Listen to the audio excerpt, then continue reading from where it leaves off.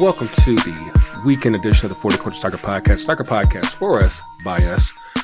Talking about intersection of culture and American soccer. Got your boy here, Gregor here. I am finally here on the weekend, here in living audio color, whatever y'all want to say, wavelengths.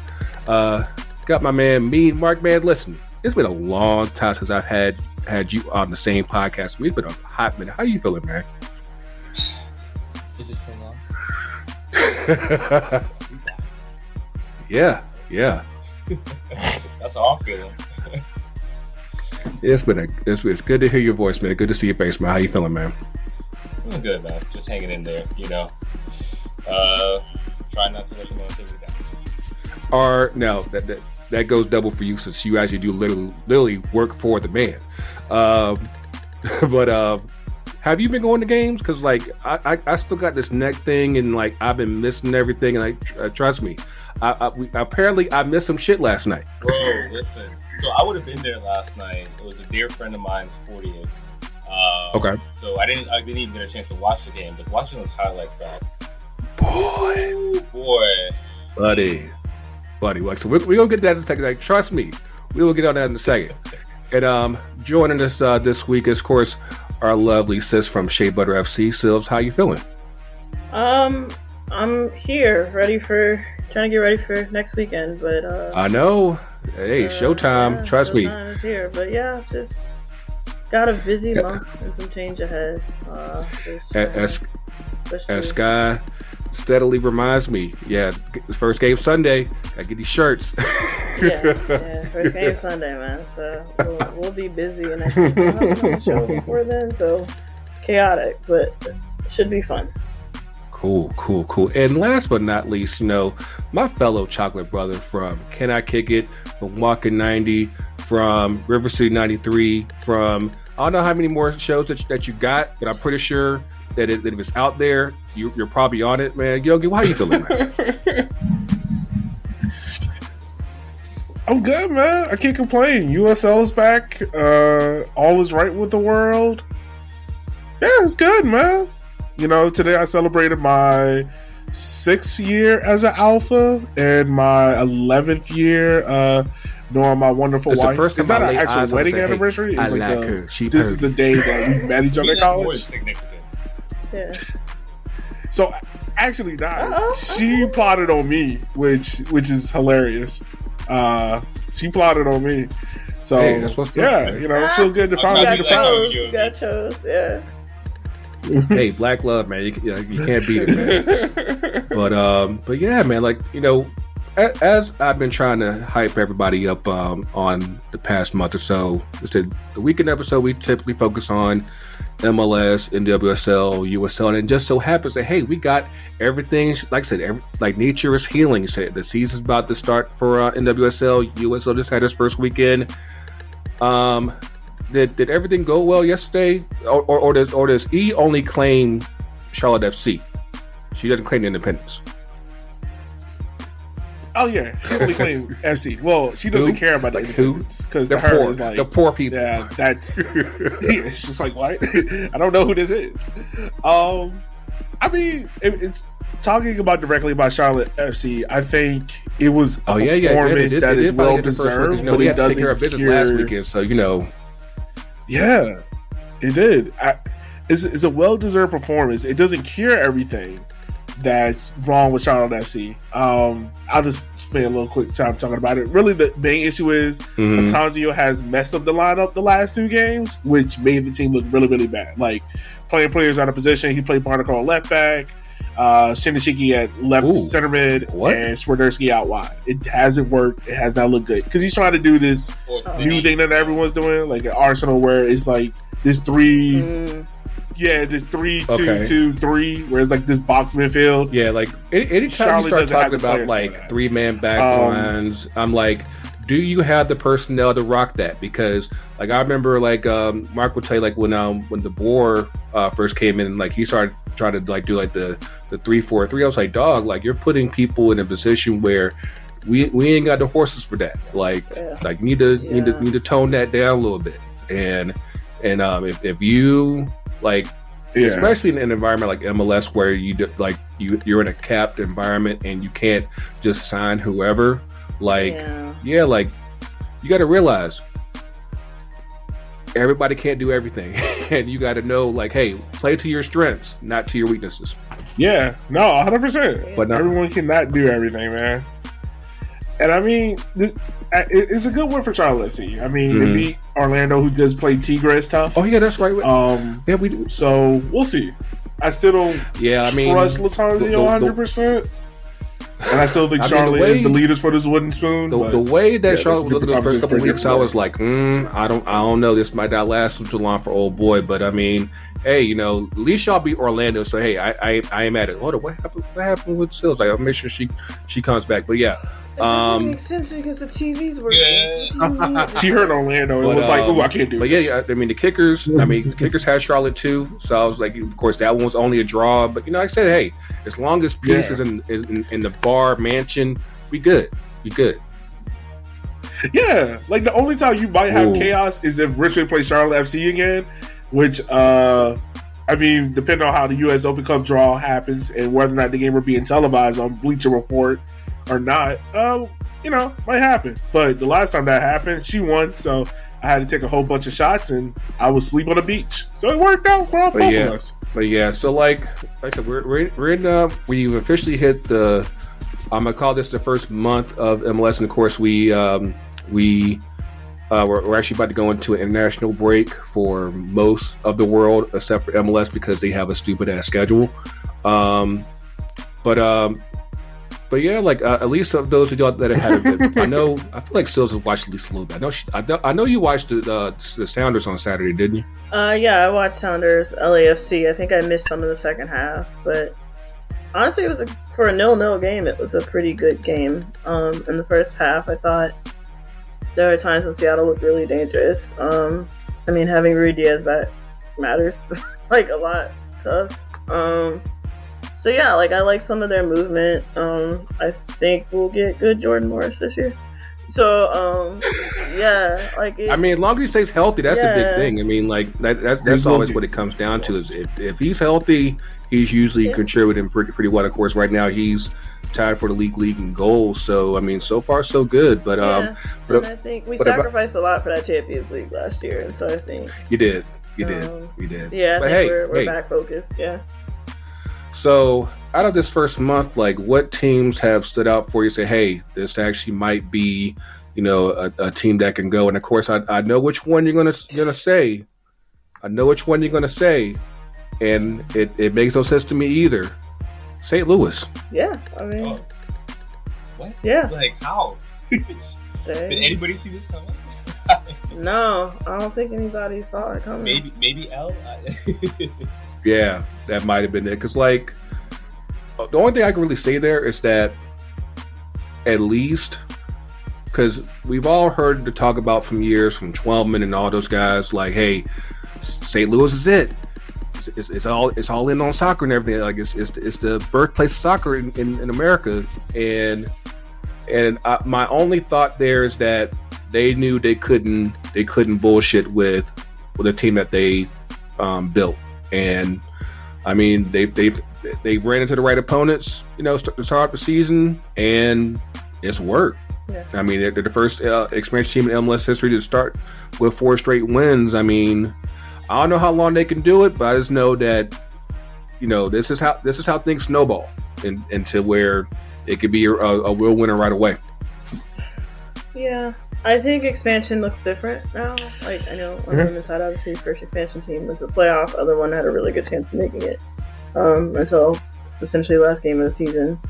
I think it's not quite the same anymore. Where you kind of, struggle. Obviously, Charlotte's a different story coming into the league last year, but even they had a decent showing. Like, I think if you can construct a team, there's enough experience out there where teams can make a threat. Now, do I think they win the Shield? No, but like if you told me St. Louis makes the playoffs, particularly with whatever this playoff structure is now, it wouldn't shock me. Give me the playoffs, man. Like, there's still time to get this straight, man. There's still time. Yeah. But who are you liking so far, Yogi? for me personally, I think. Yeah. I mean, it's LAFC, man. Like, if there's any team that seems like the juggernaut of MLS, it's them. Like, even watching their CONCACAF Champions League game, and they brought on the kid that they paid, I think, like $3 or $7 million. I can't remember. But even he looks like if you put that kid on any other MLS team, he's a starter. Like, if you put him on Charlotte, he's a starter. Yeah. At LAFC, he's a backup squad player that gets 5-7 minutes. Like, that's the kind of depth that they have at LAFC. So they're a good team. I think, what's another team I'd be really impressed with? Of course, Columbus. I think Columbus is getting back to their roots. I think the thing about Columbus is I've always looked at them as a defensive team, and now that their head coach has got that defense settled, they look really solid. Atlanta, they're getting back to their groove. They're getting back to their groove. I'm going to throw a team out there, and I know it's going to shock y'all. They're not a contender, but I'm really surprised about how things are going despite they lost yesterday. DC United. I'm really pleasantly surprised about how they are playing, how Wayne Rooney got them guys back into the flow of things. You know, they're a roster that's not filled up with top-level talent, but they have enough talent, especially with the expansion of playoffs to 9 teams. Who's to say they can't get into 8 or 7 seed and knock off a top seed? Like, they can do it. You know, they took NYC to the limit last night. Yeah, so. I think for me, obviously, y'all's they can definitely do it. Atlanta. Listen, I think after losing Joseph, right? I don't necessarily think people thought it would be this. And that kid Wiley's pretty good, man. Man, listen. He's pretty good. My son doing things. My son doing things. I said it can't be too long before he gets a call, yeah. Like, look, I just want to say it's a little racist. No, we keep throwing this kid at left. He's playing wing now. No, this kid's doing this at winger. No, trust me. Like, 'cause at least last year, there was the understanding, especially given that how depleted we were. Yeah. But like with Gutman doing his thing at left back, it's allowed him to move up to left wing. And of course, my thought was that initially the plan was to like get him some time, but then ultimately Etienne would take over that spot. But I mean, he's taken advantage of the opportunity, and the last 2 weeks have been huge. And the weird thing there, and I was talking about it on Twitter with a homie last night. Apparently, U.S. Soccer Twitter is already talking about like trying to sell him over to Europe. I'm like, dog, y'all weren't even talking about this guy 2 weeks ago. You weren't. Like, let this cook, please. It's like, you know what I think it is? They really desperately want their Alphonso Davies, and like I don't want to make that comparison yet. Obviously, like he's got to play a lot more, but you see some of the similarities, like the blistering speed. I mean, and like his composure in front of goal these last couple of weeks is actually shocking. Like I didn't think that was a thing that he had in his game yet, and now he's like a legitimate scoring threat. It's crazy.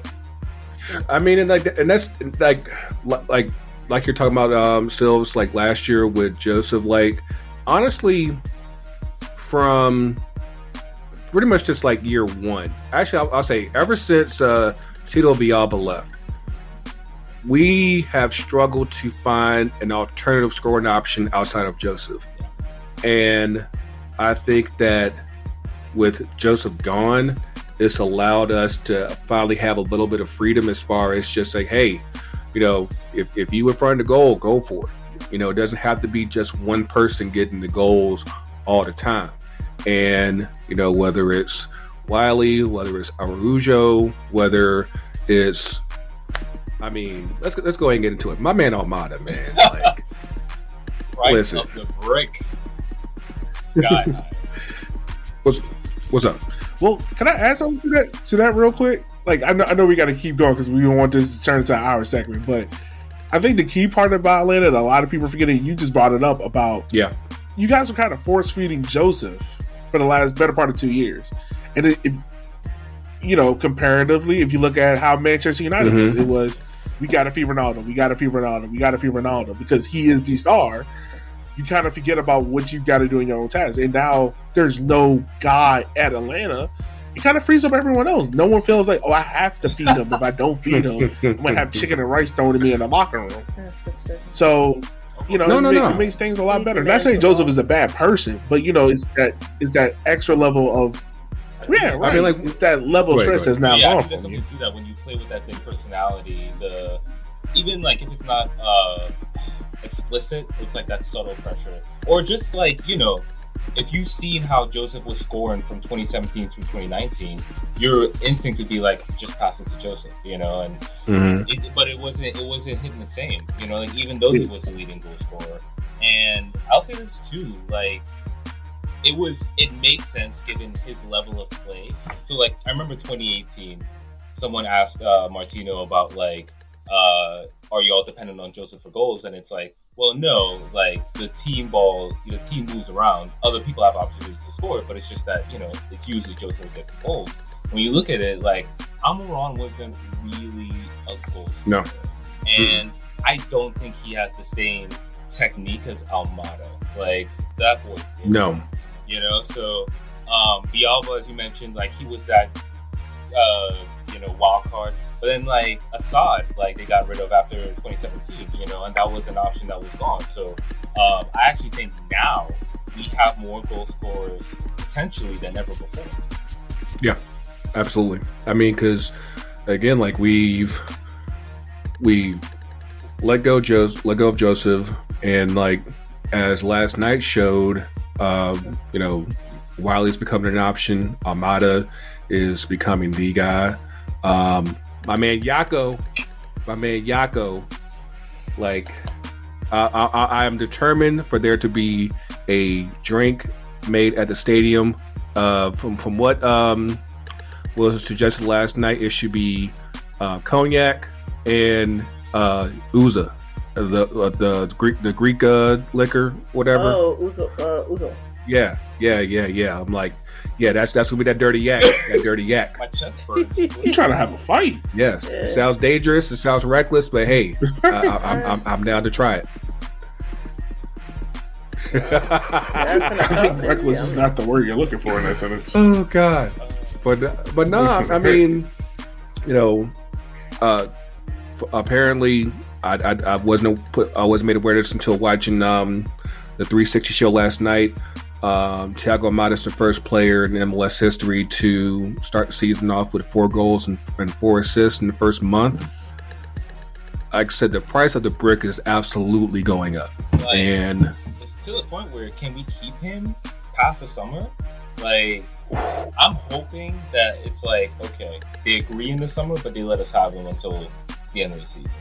That would be ideal. That'd be ideal. We are legitimate contenders with him, and this team as it is. We'll see what happens with Miles and all that, but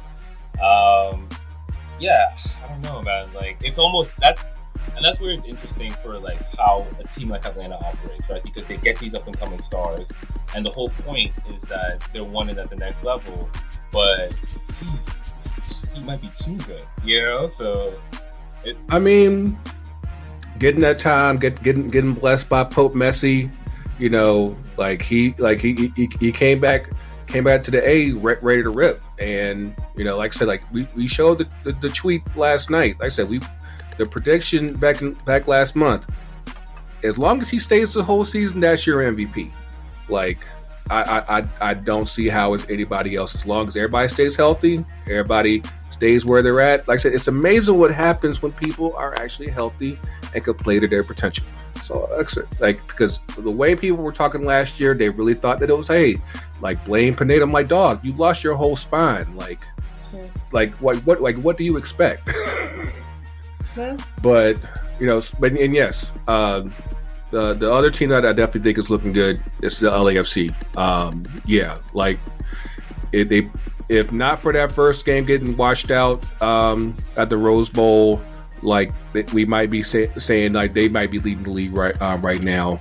But yeah, like between MLS play and CONCACAF Champions League play, like yeah, they are humming. humming hard. And it's definitely going to be, I think that they'll definitely be the team to beat out West. What you got, Yogi? I'm just going to go out on a limb here and say they'll be the first team to win Supporter Shield, MLS Cup, CONCACAF Champions League. Quadruple? U.S. Open Cup. You going what about Leagues Cup? I'm going all 4. Oh, yeah, I forgot about Leagues Cup. Listen. You know what? I think they take the Leagues Cup because League Cup is its own competition instead of a month. I think they get to look. Okay. They'll get to the final of League Cup or U.S. Open Cup, and CONCACAF I can see that. League. They'll walk away with 2 out of 3. I definitely expect which 3. I don't know. Which 2 I don't know. But they'll walk away. Just the way that they fear nobody at this point. They fear nobody. I feel like the knock on them has been depth, though. Like, are they really going to be able to play squads? Okay. I think they'll manage it smartly because I think with MLS, the way how MLS is set up this year, like they've done Supporter Shield twice. Not saying they don't want to. This is an LAF team that they're unlike any other MLS team that we've seen in years past where they need Supporter Shield to just solidify them. They don't need that. They can walk into the playoffs as a 2 seed, 3 seed and be like, yo, we here. Right? But I think the thing about them is they want that CONCACAF championship, especially go back to 2020 and how you lost it. You were 30 minutes away. You were 30 minutes away from walking away from in your stadium. And he got snatched away from you like that. And I think they want to get back to that point to get there. And I also think, because people don't realize this, LAFC truly hates Seattle. And it will drive Seattle fans crazy to know that LAFC goes to the Club World Cup and win a game before Seattle. I guess that's the one that they, all right. Drop and that goes back to the LAFC's first game because they played the Sounders in their first game and won. Like that's just, I think they finally they were the team to finally take control of the West away from the Pacific Northwest because for a while it was just basically Seattle and Portland. They said, hey, we're gonna bring that down here. So I said, it'll be interesting to see how things go. Of course, most players will still be playing next week. Some players will be have been called up for the national team. We'll probably go up in that in the episode later on in the week. But we have something special coming up next weekend, and like I said, because I'm already positive that you and Sky and the whole Shea Butter team will be running around with your heads cut off. I wanted to get you in this week. Like I said, talk about what team should we be looking for as far as making a real chase this year in the NWSL sales. All right, so just on paper, based on moves, and there's been a lot of moves. This is the first year for agency. A lot of moves. In the NWSL. So, and they bought a few international names over. I suspect more will come after the World Cup, just because it's a weird time to try to sign international players. Yeah. Ooh, excuse me. I mean, listen, I'll plug my team. They're never the favorites yet. Somehow we've won 3 shields, whether we have the shield right now. And I think pound for pound, I can make the argument Laura Harvey's the best coach, right? And we'll figure out a way, even when she makes moves that don't make sense to me. But yeah, I think, again, if we can find our scoring boots, we're probably fine. I think we're pretty much a lot for playoffs and probably a home game at least. But teams I would look at, so since their inception, Orlando's been kind of a mess. And I think I feel like there's always been hype, but it just never meets the expectation. The superstar route, they went the break the bank for Alex Morgan, break it for Marta. They very much tried to build it through trades, and getting names, and that probably wasn't the way that they needed to do that. And for all of that, only Marta really remains there. Between retirement and trades and everything else. And that team's really young, but they've gotten all of the rot out of that organization, I think. And they've made some really good hires, both on that coaching staff obviously with Seb Hines, but also there's 2 black assistant coaches there. Yes. Including a black woman. And Yolanda, I believe, shout out. And then Haley Carter is a really good hire as well. And they've got a lot of good young talent. I think anchored by Messiah Bright, friend of the pod, friend of the Two Cents universe, who I think is the last of a dying breed, right? Like, plays with this humongous chip on her shoulder and is very much the kind of player who's going to look at every team and be like, you passed on me, like, and taking it very personally. And so I just think they have a lot of good young talent. They have Ali Watt. They have Haley Bujeja from oh God, I'm going to say the country wrong. But, a young international talent. She's like 21 that I think everybody was eyeing, and she decided to come to Orlando. And they have a good coach. And so, yeah, I think they'll get a lot done, and they'll be healthy this year. Marta's back. That defense might take about half a year to really gel, but once they do, I think they've got their defensive captain for the next 10 years in Emily Madrill. So, I think that team is one to look for. I think they either just make it or just miss. They'll finish like 6 or 7. Because I think there will be some growing pains, but they're a team that I think next year is terrifying. Who else to look out for? I think Nichelle Prince is out, and it's going to be really dicey for her to get back for the World Cup, but that Houston front line is fun. Because they're not going to be missing a lot of people, right? They have the 1-2 combo of Mexican nationals and Ordonez and Sanchez. Still Ebony Salmon, Nichelle Prince, Michelle Elozy. Like, that attack is fun. And they have Ordonez, who wins battles in the air and who can, get headers. She's just tall. So they're fun. I'm real interested to see what Angel City's going to do. 1, it's easy for me to go to games. But 2, they were really, really, really hurt last year. And all those people are back. Sarah Gordon's already back. And, I think she's real mad that y'all forgot how good Sarah Gordon is. I never forgot. For the record, Sarah Gordon, I never forgot. To me, outside of Naomi Gartman, that's arguably the best defender pound for pound in the NWSL. And she's faster. So I think she took a lot of things personally. I think a lot of the players on that team that are hurt took a lot of things personally. And Alyssa Thompson was worth it.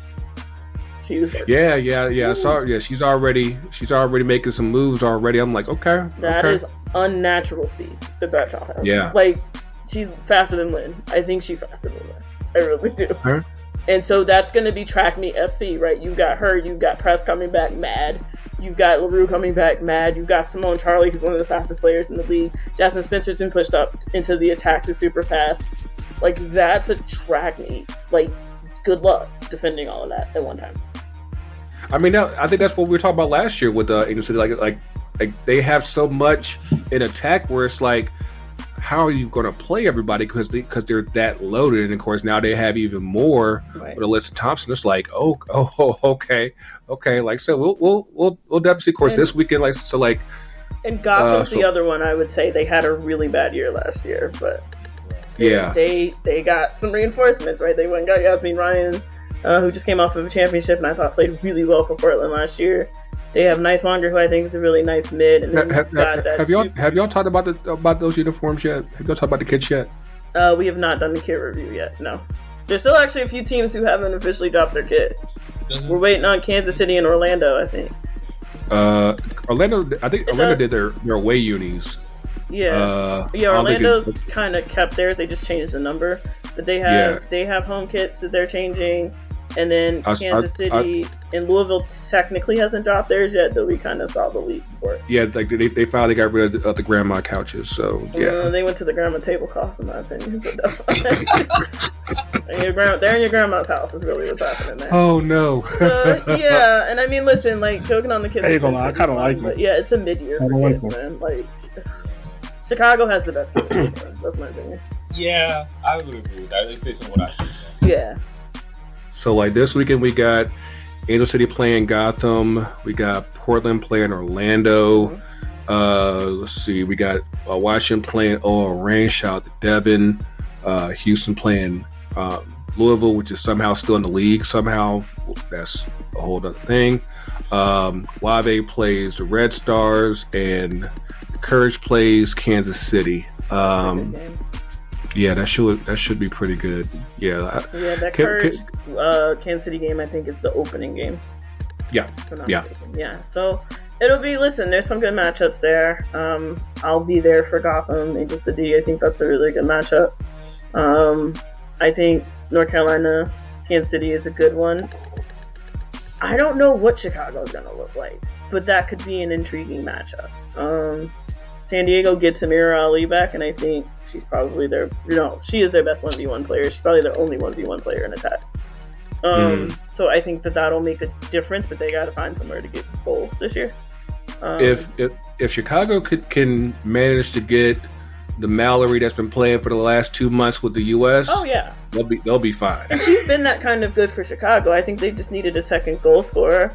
So Shannon Matthews is in Chicago now. We'll see how close the game fit she is. Okay. But that's somebody who's been a player in the league for a while who knows how to put away goals, and so they need somebody else to do the goal scoring for them. So we'll see.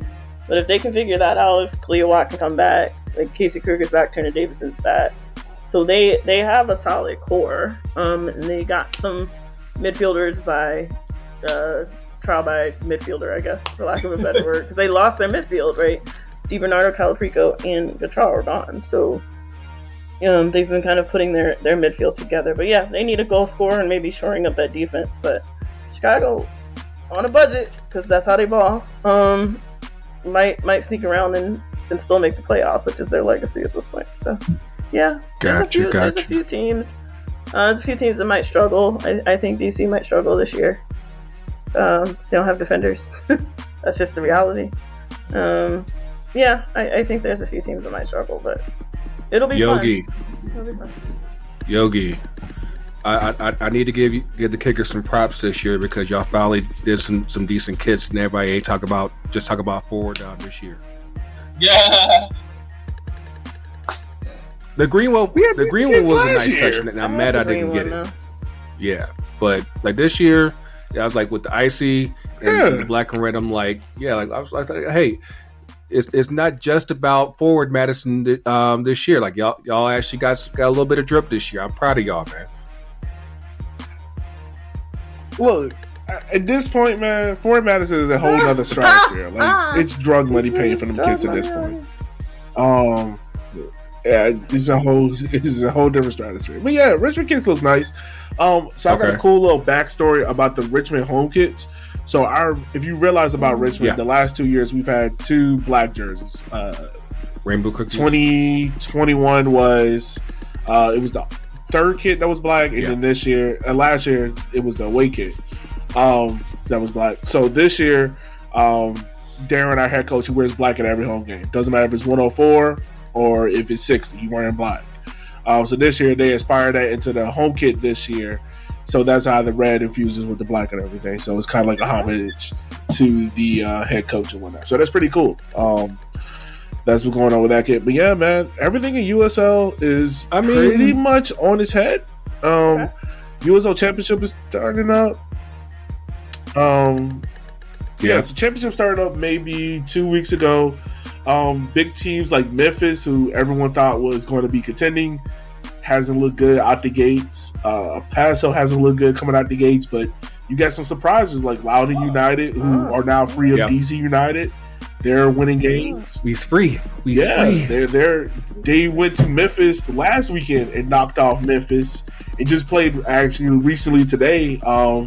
It took San Antonio to the break in a 1-1 draw, so they're looking good. San Diego Loyal, man, they're kind of my favorite to win USL Championship there just because of the attack. And he also brought back Ronaldo Damas from Sweden.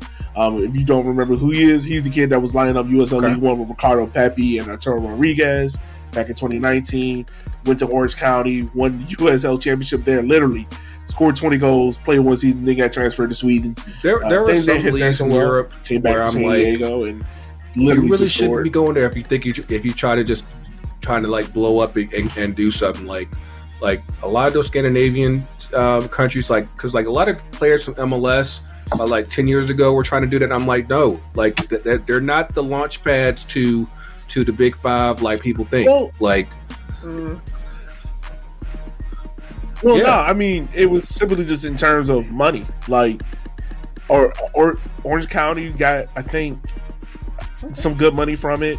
He got a bigger contract, and it was like It all sounds good until you get there. So USL. Yeah, it does. It does. That's why I'm still kind of confused as why like players like what's his name that was at Sporting Kansas City that went to Italy. It went to Valencia. Yeah. I mean, like you haven't heard from him since but I mean, like right? once they got relegated, and it's like it's almost damn. Anybody get relegated like, again? But Venezia, it's bad. Their whole front it's office, like they got dipped out. Like that's a kid. That's Kid FC. Like they have some Americans involved in that too. Yeah. There was an American pretty high up. Yeah. We got a couple. We got like 3 Americans there. Oddly enough, I know we're talking about American soccer, but just oddly enough, I think Rossi is still playing in Italy. Made a comeback. Yeah. Still in the league. My God, he's at Spal right now, like playing Spal. Yeah, couldn't believe it. It's Spal. Yes, because I think like he was sent for you. To all of a sudden you said, "Hey, I'm gonna go play again." And I'm like, "Okay, more power to you." Yeah, son, he was just on MLS, Apple TV last week. It's hilarious. But yeah, I mean, USL Championship is still the early part going on, but like some of the big hitters like Tampa Bay are kind of struggling. Louisville is still Louisville; they're still good. Charleston coming back, which is good to see because for the last 3 years, Charleston been in the wilderness.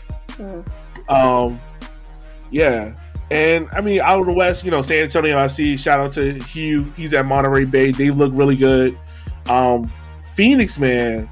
You remember when we were all talking about Phoenix, like they were going to be that team that, like, if they can win USL Championship, they can go to MLS. Like, ever since that whole thing came out where Landon Down was ready to throw hands with the head coach, Phoenix has not looked right since. And even speaking right now, they are down 3-0 to San Diego. I mean, I guess Landon took it personally and said, "Hey, every time we play them, get their foot in their ass." Yeah, he said no. Right. And then real quick, if we transition to USL League One, which started up this weekend, I mean, it's coming. NCFC versus Tormenta was a good game. Richmond versus Charlotte, good game. And then one out to Lexington. It was a couple of fans that went out to that game. Looked like a good event. I mean, USL League One is still a growing league. I think you still have some teams in there that are still trying to figure out their pace, where they fit at in the league. But I mean, and overall, like this year with the CBA coming in, roster sizes are a lot different. So before you could have 30, 35 guys, only play 25. Now you're looking at 25 guys on the roster. Richmond this year, in years past, we were signing 12, 15 guys, because there's a lot of guys on 1-year deals. Now I think this is the first time in club history that we've signed more than 6 players on 2 years deals or plus. That's good to see. Definitely for like a team in the 3rd division. Like, you kind of build some stability there, and then we bring in 4 academy guys, and there's talks about us making the 2 team now, and also making a women's team. So it's good to see like the club where it was 5 years ago. Like I remember me and Grego did a whole show on this about Richmond. Like I tell people all the time, Richmond was 24 hours away from shutting down. Like. So it's good to see where Richmond is now versus 5 years ago, and just how healthy things are going, especially here in the lower leagues where you got teams like Tormenta, Greenville investing in women's football, and they're also investing in their men teams, and I think now we're at the 5-year inflection point of where USL League One. I think you have a lot of teams that have their own identity, which is good to see. They're kind of healthy and building. It's always like the running joke in lower league soccer. Like, all right, what team's folding this year? Because it's always about to happen. But I mean, because like we just had this is the 5-year period of USL League One, and only fold up. Yeah, but MLS, that's a whole different story for a whole different podcast. We're not touching that. Check out Walking 90. That's a whole different story. But yeah, I mean, but like, yeah, but to only have one team fold his doors, and that was because the owner was just like, back home. Yeah, I don't feel like paying no more. Yeah, right. It's kind of good to see, man. And I think like the hardest thing is in lower league soccer is you just got to survive. Like, just there should be more, but you know, pro rel ain't saving the hood, man. But yeah, man. Hey, as I always say, pro rel ain't saving the hood. White people have you think it is. But nah, man. Yeah, like so. Yeah. Shout out to my homegirl Robin here in Atlanta. She rocked the Armada name set for her jersey. Of course, Armada is happening to blow up last night, so shout out to her. Honestly, like, I try to do a lot of our name sets. I do try to print them, but of course, with Atlanta, you have gold, and it's like nobody wants to print gold to save their life, so I end up having to do that stuff myself. So I like, hey, I had to, dust out the old heat press and make that one work. But I mean, hey, at least it looked good. So shout out to her, and of course for everybody out there. That's, let's say, jerseys are most of the jerseys are now out. Whether it's Richmond, whether it's Angel City, whether it's Atlanta United, whether it's OR Reign, doesn't matter. Hook us up so we can hook you up. Hit up ftcutd.com/shop. Shirts, t-shirts. I think we still have some hats. I think we actually still have some winter hats. But yeah, hit us up, because like we got a whole new vibe for this year. And yeah, like doing that set yesterday, I was like, okay, this actually looks better than I thought. Because like, of course, it's one thing like when you do the whole designs on Illustrator and everything, like, hey, on at least on a computer screen, it looked like this might be dope, but then you actually see on the jersey, like, you never know. But yeah, this one works. This one works just like all the last years. And of course, it's never too early to say Pride 10th is still coming in June, so get ready for that. But yeah, let's get these orders in. Let's get these jerseys looking good. And hopefully by the time we get back from international break, I'll be out there at games. I can actually show you off what I'm doing. I ain't even done nothing yet. But yeah, we will see that soon. But let's get up here and 2 up and 2 down. Wrap this thing on up. Mean Mark, what you got, man? Let's see. So 2 ups. Well, I mean, it's natural to start with the home team. The vibes are back, the football's back. See the Benz, the way it's rocking. It's always a good time, and it's good. I always talk about the family of Atlanta United. The people that I've formed bonds with and so on, and to be able to connect over that is cool. So yeah, it's good to and I'll say this to you because you made a point about Pineda earlier. Obviously, it's still early in the season, but I think Pineda will justify the team keeping him. And I never, I was definitely not a Pineda out person. I always thought that was way too premature. So, like the fact that he was an assistant coach in Seattle for a number of years, the fact that he played in MLS, I just think he's in so many ways the right person to be the manager for Atlanta United. So, I'm open about the fact that I'm rooting for him. So I'm happy for him. And yeah, that's always fun. Second up, we didn't talk last week, but Chelsea played Man United in the WSL, and oh my goodness. That curve goal, that's gotta be goal this season. I'm not saying I've seen every goal, but you'd be hard pressed to show me another one where I'd be more impressed. When the assist and the goal, when you have to decide which one was better.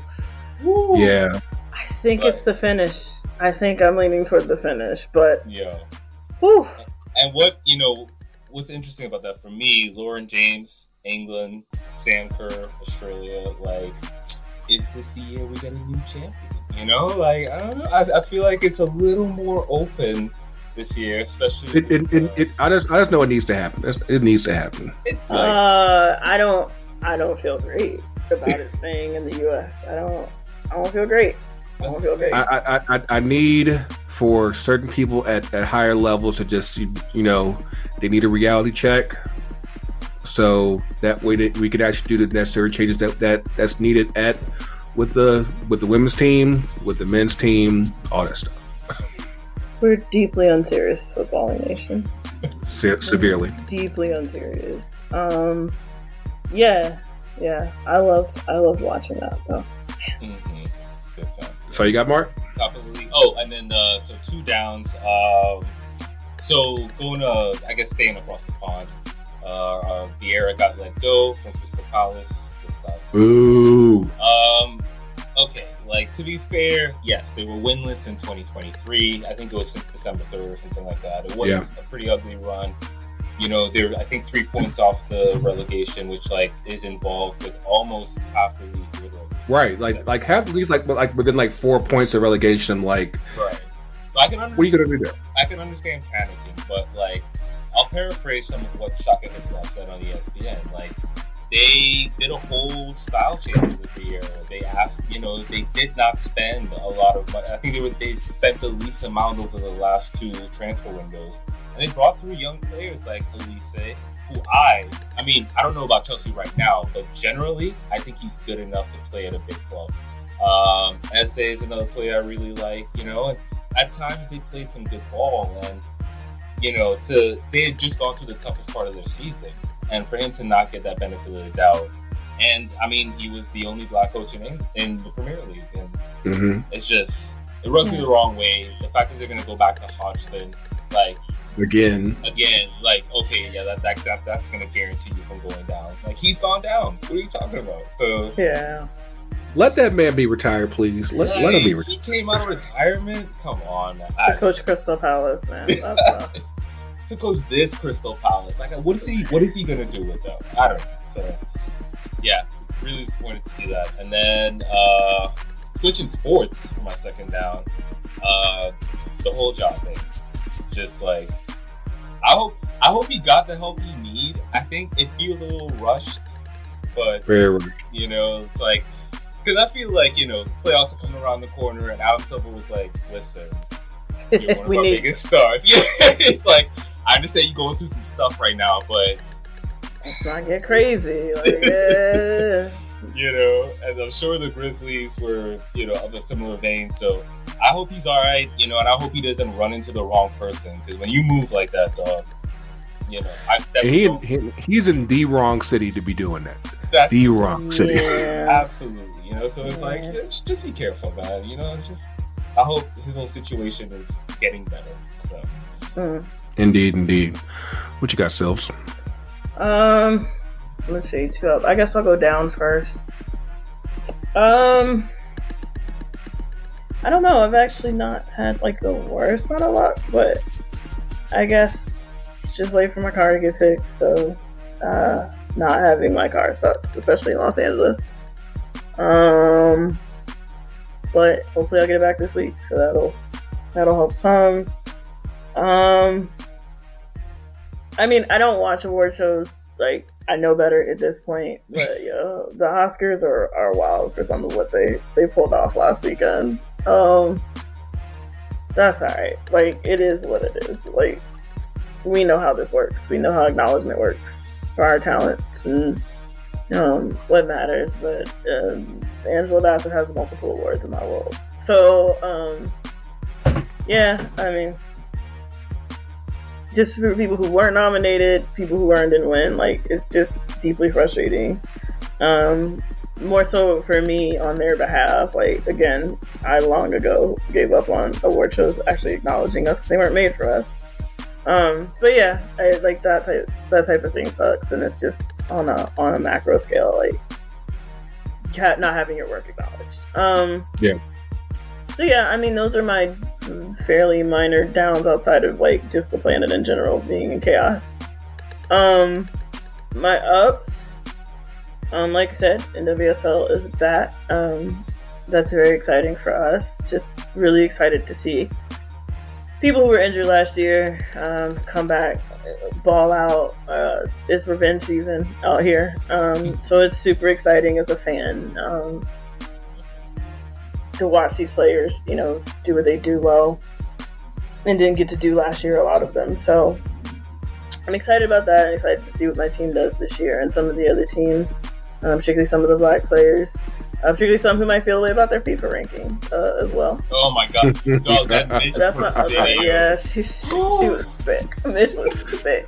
She was like, did you know I played outside back? She was like, defense? Yo, she was sick. You know, it's one of those things that, because I touched on this during last week's episode, like, they do realize that EA Sports has like literal ratings judges who literally go out to like all the NFL practices, all the NFL games. They do like they'll rate people off of practice performances from the game. And okay. I'm like, you mean to tell me that? Now, granted, soccer as a whole is a giant scope. So I get it. Like as far as just manpower, you may not be able to do like training, but at least as far as games, yeah. you could be able to watch a game and say, hey, she's actually played for the national team of the number one team in the world. Yeah.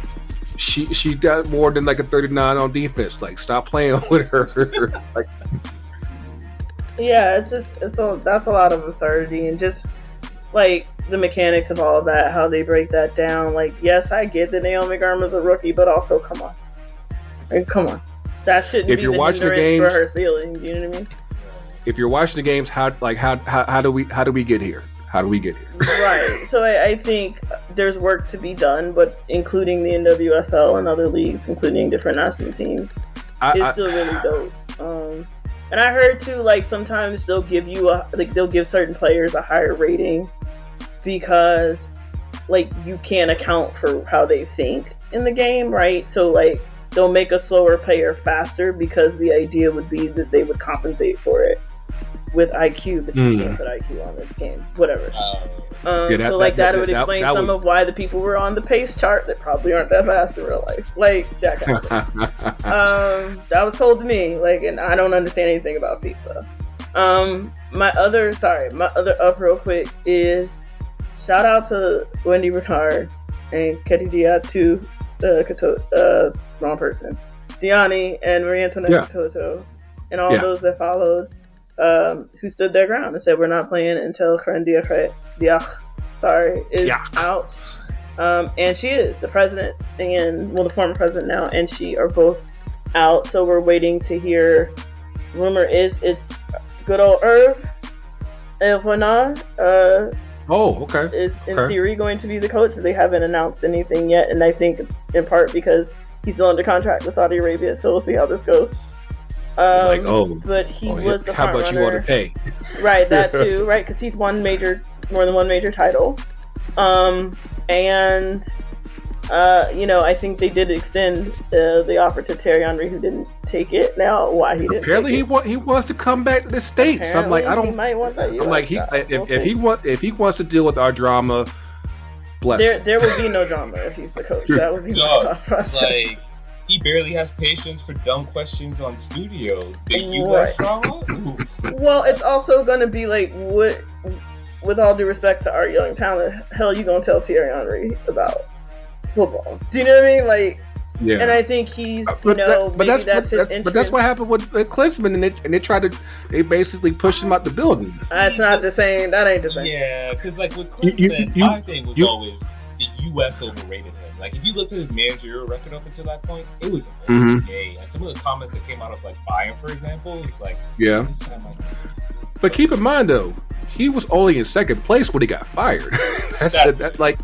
It's like, granted, they have an unreal standard, but I'm like, he was only in second place. Like, he wasn't exactly sticking the joint out, but it's just like who you're working for, right?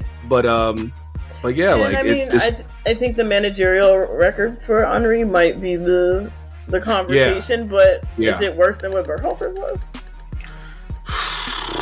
Yeah, not really, right? And you could argue the pandemic probably hindered Henry as well.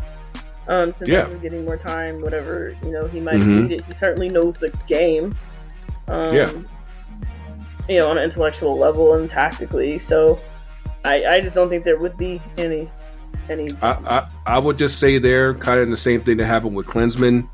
You know, you got to like American fans and American players need to understand European players and coaches ain't here for the bullshit. So get your big boy pants on, leave your parents at home, and play. Real quick comment on that. I can't believe so Pulisic. Oh, your boy. He like in that interview, it's like, okay, he's kind of making sense, right? And so he kind of sounded like, listen, the rest of the group wasn't really messing with that either, you know, like the whole pouting and sulking around and all that. So maybe the group itself is ready for that outside of like one or two people. Yeah, I mean, I'm pretty sure I won't touch on this on the international episode, so I'll touch on this before we wrap up. Like, it's because I heard everybody talk about like how his dad apparently has been bitching about his time at Chelsea, and I'm like, yeah, but at Chelsea he doesn't have that voice that he has with the U.S. national team.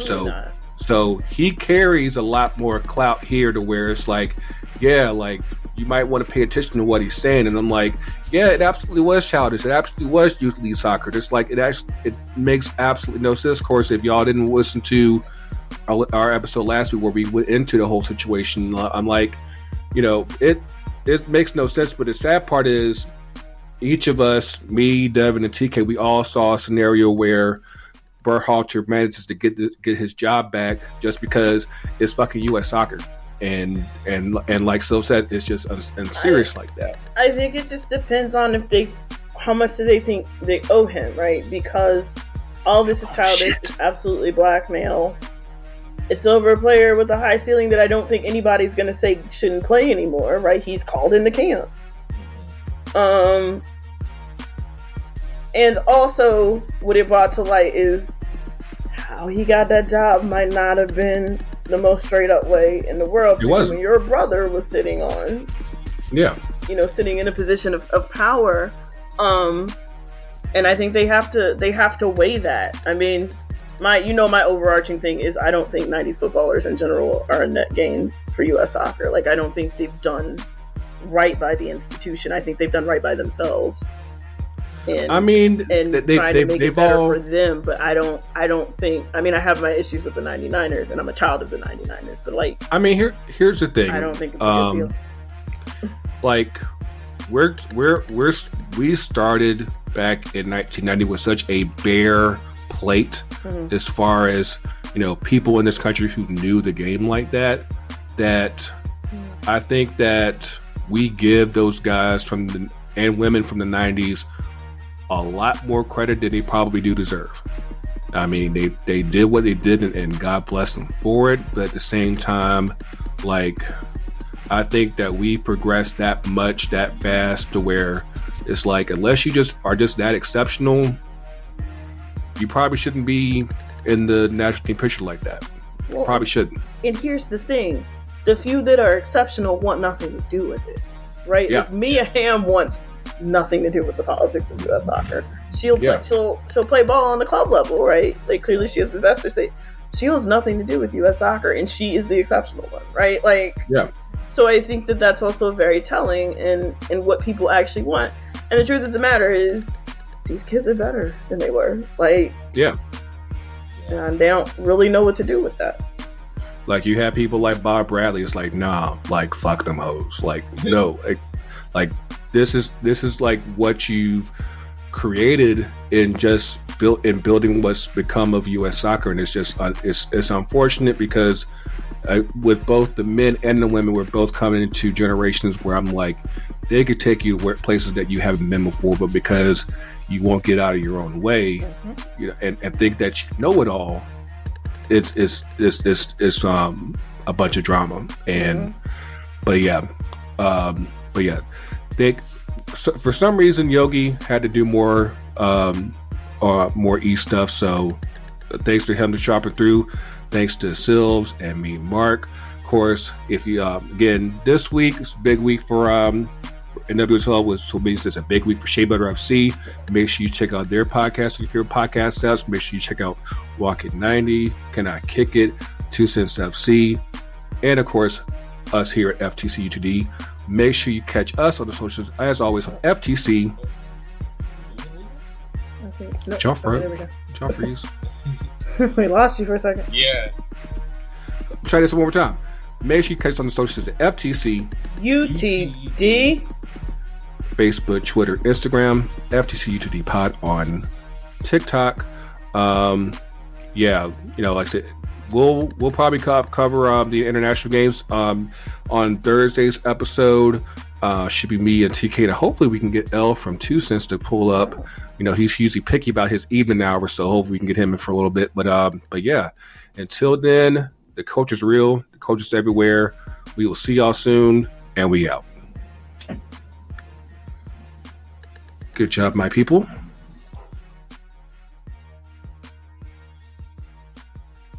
FTC UTD.